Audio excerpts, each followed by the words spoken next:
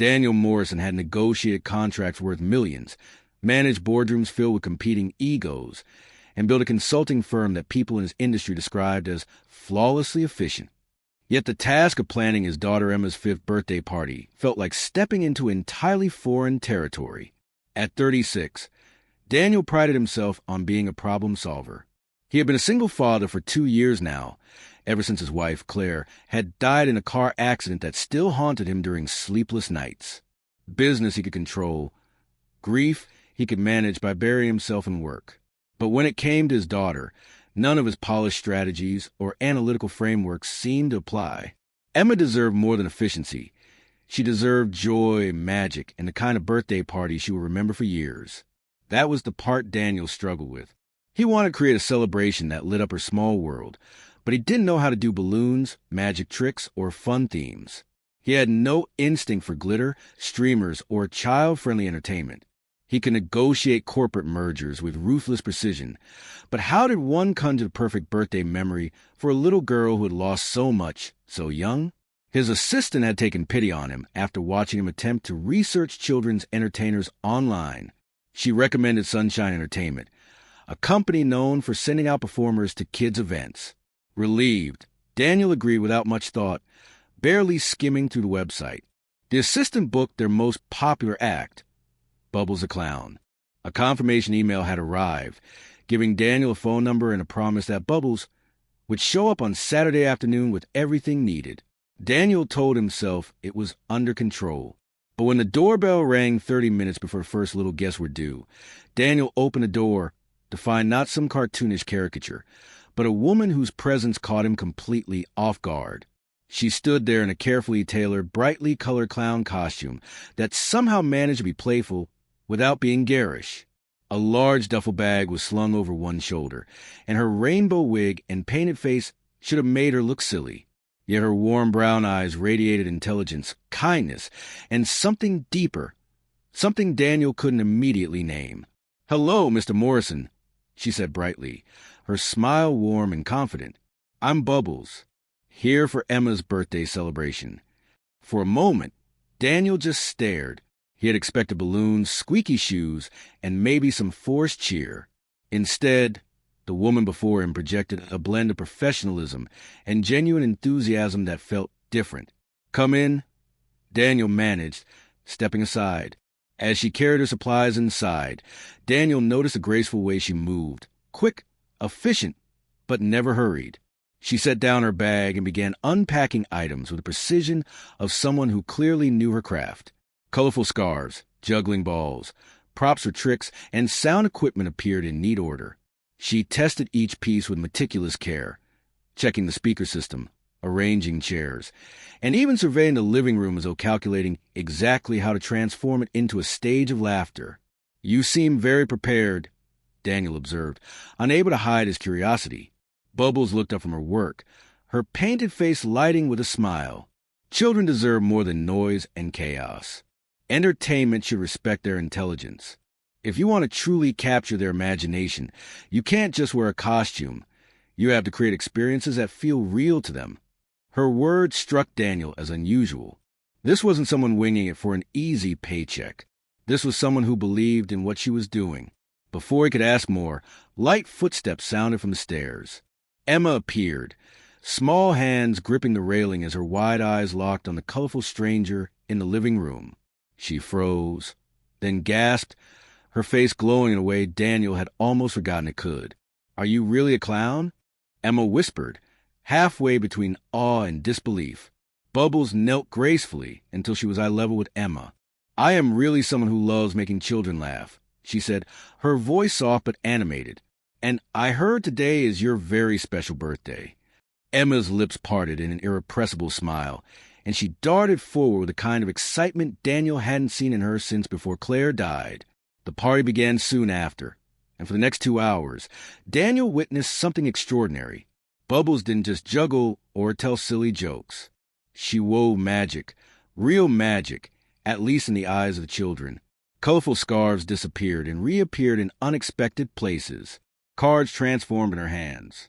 She balanced plates, created balloon animals that seemed impossibly intricate, and guided games that somehow included every child, from the shyest wallflower to the loudest voice in the room. What impressed Daniel most was how seamlessly she adapted to each child's energy. When one grew restless, she redirected them with a quiet challenge. When another became shy, she offered encouragement without pressure. Emma, in particular, seemed to thrive under her guidance. Bubbles had an uncanny instinct for Emma's delicate balance of grief and curiosity. She invited Emma into activities gently, never forcing her to take center stage, but always giving her chances to shine. At one moment, Emma led a group in a game of Follow the Leader, her face lit with pride. At another, she stood beside Bubbles during a magic trick, giggling uncontrollably when the clown accidentally sneezed glitter. Daniel watched, spellbound. It wasn't just a performance, it was connection. Later, while the children sat in the kitchen devouring cake and juice boxes, Daniel stepped closer to Bubbles, lowering his voice. "That was remarkable," he said. His throat tightened, betraying more emotion than he intended. I haven't seen Emma laugh like that since her mother died." Bubbles' expression softened, her painted features somehow not diminishing the seriousness in her eyes.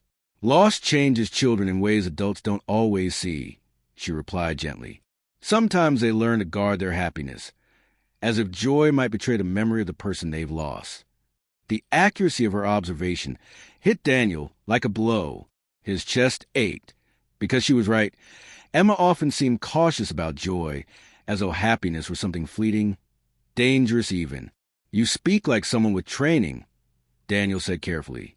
Bubbles hesitated, then gave a small, almost conspiratorial smile. "I have a master's degree in child psychology," she admitted. "During the week, I work as a therapist. The clown work. It helps remind me that healing can include play and laughter. Children often respond better to joy than to questions in an office." Daniel blinked, surprised. Suddenly, everything made sense. The precision, the empathy, the insight. This wasn't just an entertainer. This was someone who had devoted her life to understanding children.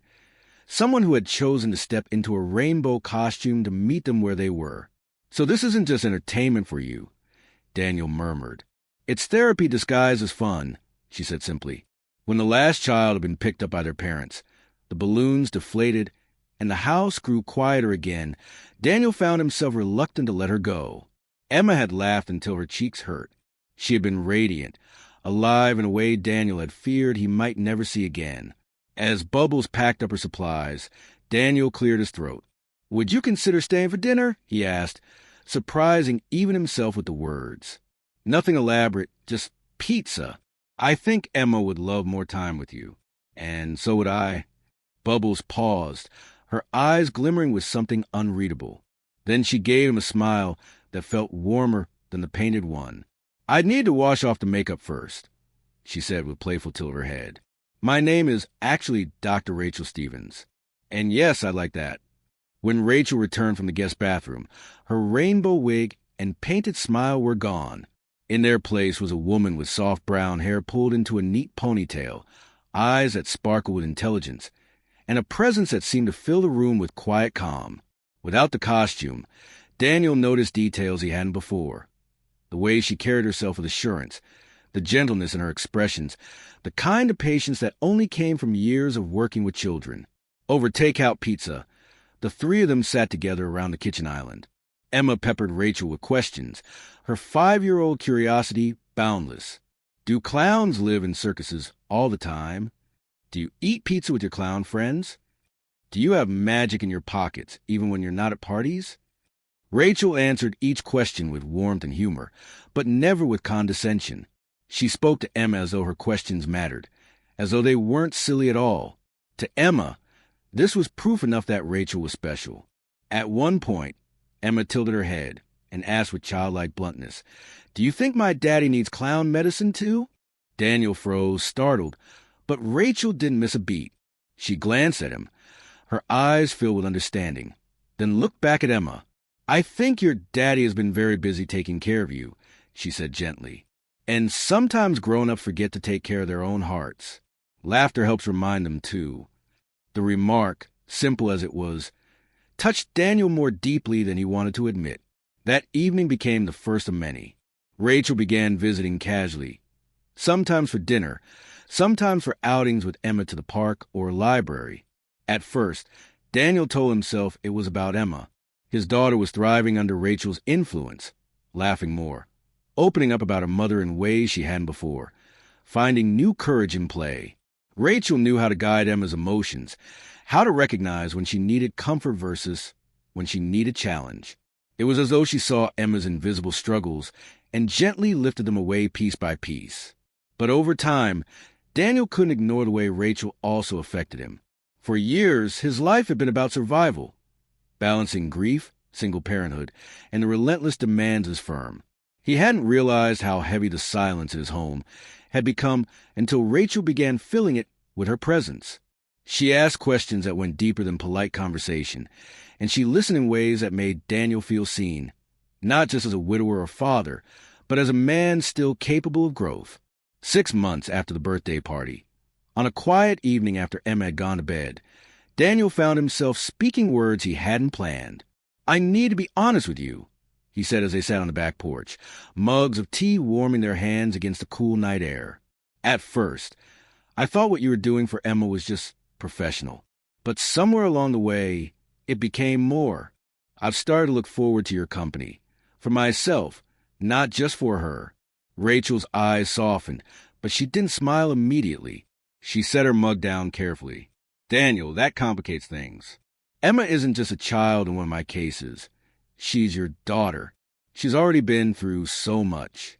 If we blur the lines between my work and this, we have to be certain we're not adding more confusion to her life." "I know," Daniel admitted, his voice low, "but what I feel for you goes beyond gratitude. You brought something into our home that I didn't think was possible again." Rachel studied him, her expression thoughtful, cautious, but not closed. Finally, she nodded. "Then we moved slowly. Emma's needs come first. Always." And so they did. What grew between them was not a whirlwind romance, but something steadier. They built it on routine, family dinners, Saturday park visits, story time before bed.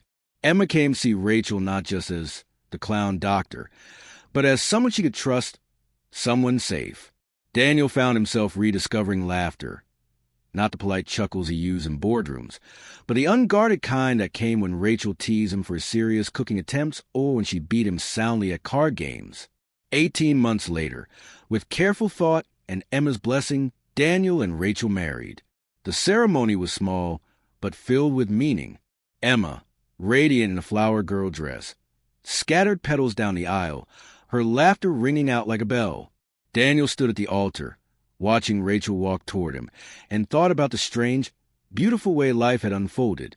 A children's party clown. That's what had started it all. At the reception, after vows had been exchanged and toast made, Daniel danced with his new wife while Emma played nearby with cousins. He whispered into Rachel's ear, "It still amazes me. I hired a clown, and instead I found a partner I didn't know I needed." Rachel smiled, resting her head against his shoulder. "Sometimes the best things come disguised as something else," she murmured. And Daniel believed it with his whole heart. For him, the lesson was clear. The most profound discoveries in life rarely arrive in the form we expect. What began as a desperate attempt to give his daughter a magical birthday had led to something infinitely more valuable. A second chance at family, at love, and at joy. The laughter of a clown had healed wounds that business strategies never could. And in that laughter, Daniel, Emma, and Rachel built the foundation of life together. One where grief no longer silenced joy, where laughter was not fleeting but constant, and where love, against all odds, had found its way back home.